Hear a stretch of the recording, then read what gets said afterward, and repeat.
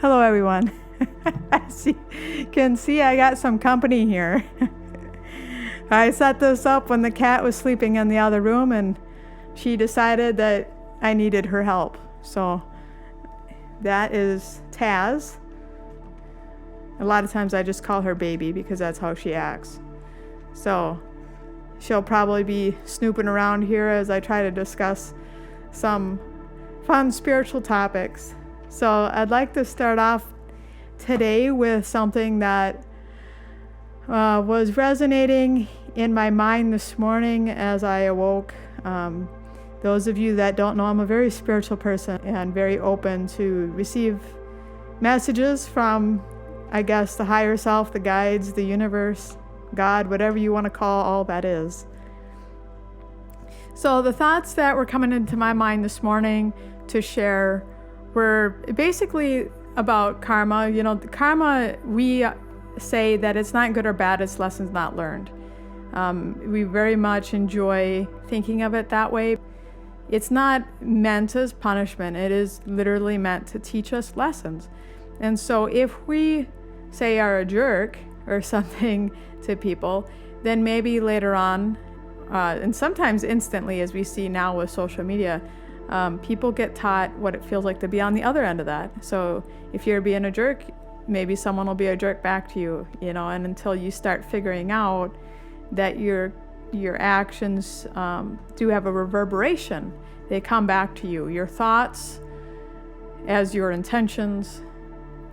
I can act with the intention of doing good for someone, and if it's a true and pure intention and not one based on my ego, if my action inadvertently caused harm but was meant to help, it's my belief, you don't have to accept this as yours, it's my belief that your karma is based on your intention, but intentions of a spiritual nature, not of a mental, emotional nature. And the universe, God, the source, sees all. You cannot lie to it, the source, creator. You can't hide anything because it is the pure and loving light, and it sees the truth. It sees the truth that sometimes people want to hide from themselves as well as others. So it sees the truth in your intentions, followed by your actions. So that being said, I want to share with you some, I guess you could consider fun interpretations of how you can think about how karma could potentially impact someone. If you are a person that judges solely by your eyes, you see others, maybe as a simple example, you dislike people with brown hair, or you judge people according to their race. You make assumptions about them just based on how they look, without ever getting to know their character as a person. It is very possible that you will have eyesight issues if you don't already. It may be something as simple as you need to wear strong glasses, reading glasses. You may develop eye conditions. The body is very literal how it is trying to help us learn our karma. And so this is not to say that if you have eye trouble that you're a bad person, but it is possible that you can develop eye conditions if you are someone that judges from your eyes, by your eyes. You judge the color of someone's skin, you judge the clothes they're wearing, you judge them harshly, maybe if they're poor, less fortunate than you, any of these things where it's all about looks and it's all about the visual. Eyes in eyesight is a blessing, and it is very important to not take that blessing for granted by misuse. And this goes for all of our senses, by the way. A lot of people want to open up their third eye, but they don't see clearly. They don't see clearly with their physical eyes. And the reason they don't see clearly with their physical eyes is because they have too much judgment in their mind. They judge your social status, your race, your religion, your whatever. And if someone is doing these things and they have perfect eyesight right now, they may continue to have perfect physical eyesight through the rest of this lifetime. However, if they do not learn this lesson in this lifetime, what often will happen is if and when they have to be reincarnated, they may have eye trouble then. So when we incarnate, and this is hard for some people to accept, but again, this is about doing your own research, tuning into your spirit. You can get these answers through meditation. You can read Dolores Cannon's body of work, all these things. You can do hypnosis to tap into the higher self and get the answers directly from the source. But these things are very, very important to be aware of. Eyes are meant to see beauty, but beauty is not necessarily what you see on the surface of someone's skin. Eyes are the windows to the soul. So if you go through this life judging people through your eyes, only what you see on the surface, it is very likely, if you do have to incarnate again, that you will have some eyesight trouble when you come back in. Because as we get ready to incarnate in again, we are shown what karma there is to clear, if any. We are shown what lessons we need to learn. And so if there is an unbalanced scale, you have more, we'll say, karmic debt to be repaid. You may decide to clear that karmic debt through perhaps choosing to come in blind or come in with a congenital eye issue. That this may be a choice you make as a soul on the other side when you see everything for what it really is, not the ego that we've come to think is our true self.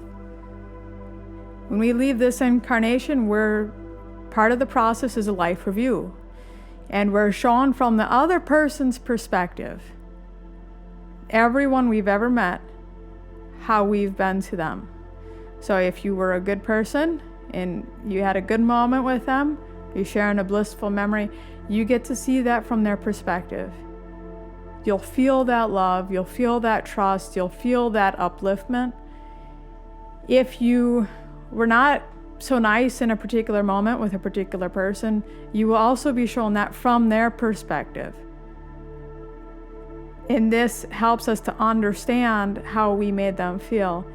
And in this, it's not God judging us. We are judging our own actions. We are part of the God source, by the way. Our spirit is.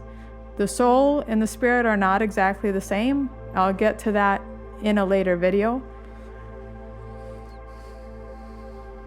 But the spirit, which is our God source within us, is housed within our soul. The soul is for the human lifetimes. The soul is about growth. The soul is about lessons.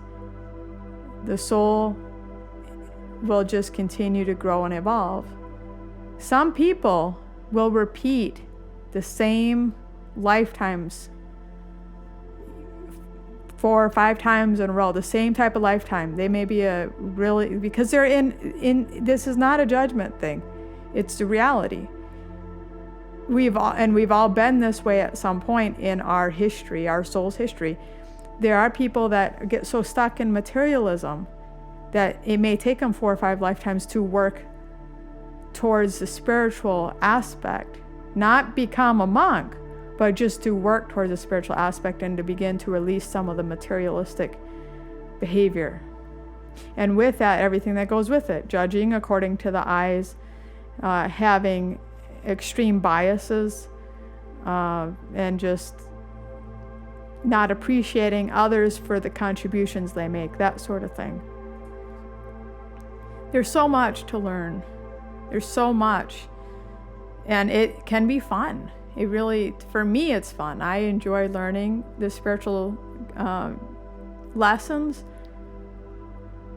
I enjoy sharing what I've learned. Usually it's more one-on-one instead of making these videos, but I'm going to try to make some of these videos and see how it goes.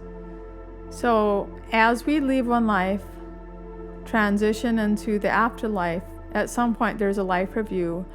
We're shown things from the other person's perspective.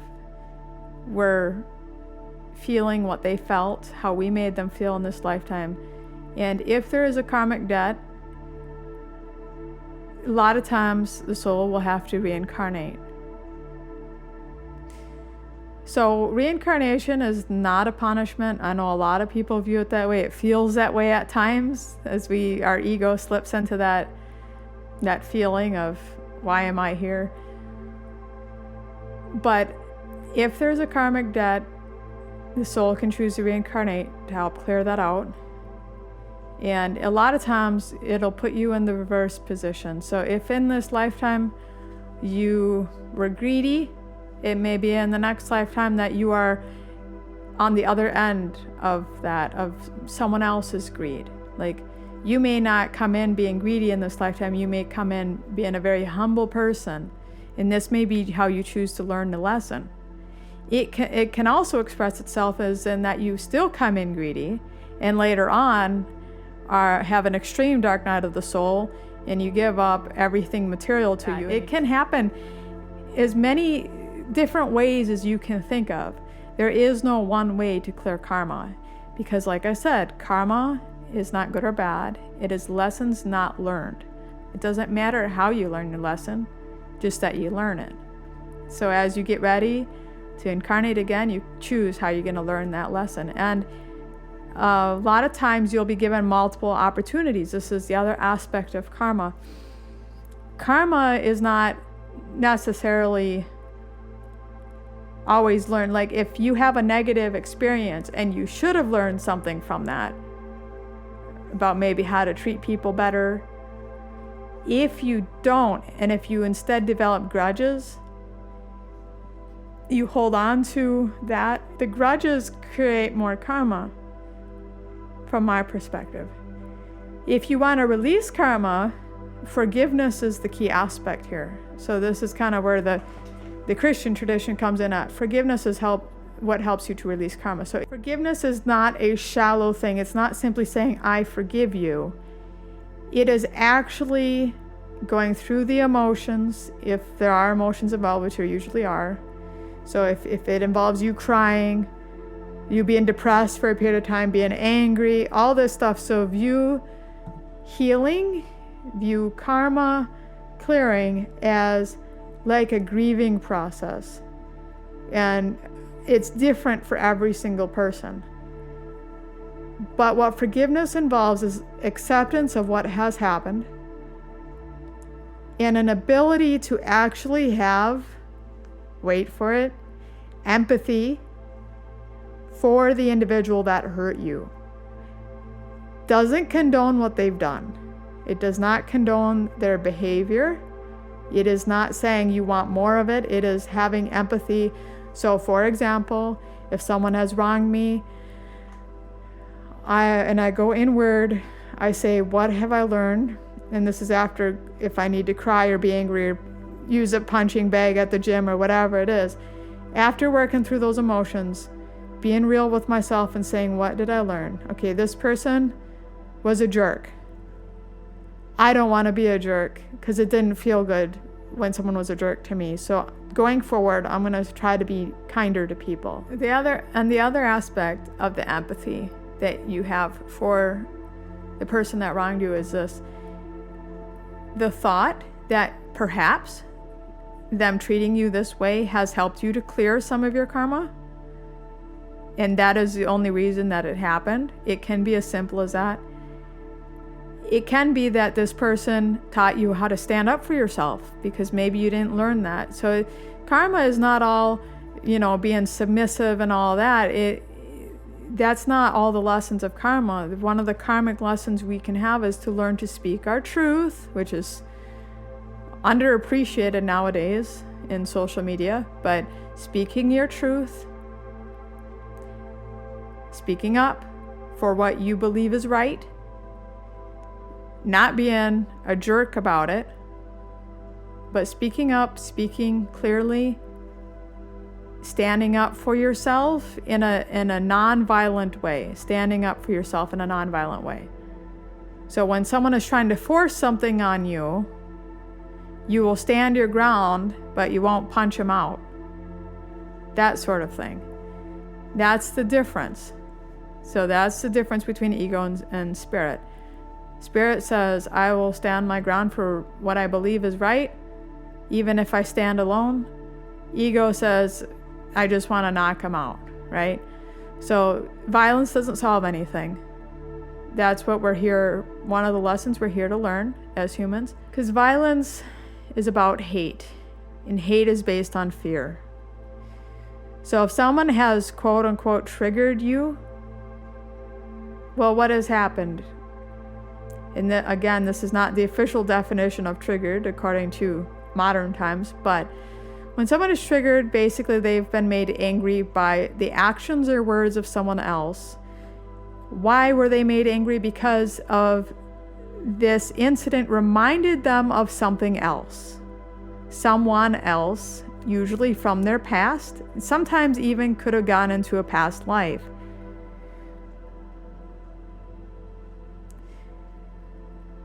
So instead of being afraid and crying, they get angry. They lash out in response. Even if the person said whatever they said calmly,